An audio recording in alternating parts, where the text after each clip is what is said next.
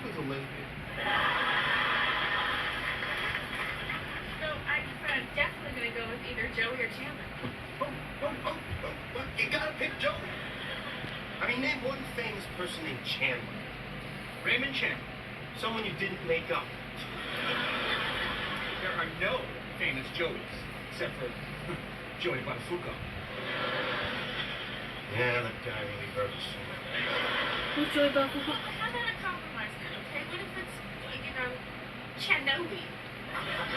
Hey, look, Joey, come on, think about it. First of all, he'll never be president. I mean, there's never going to be a President Joey. All right, look, man, I don't want to bring this up, but Chandler is the stupidest name I've ever heard in my life. It's not even a name.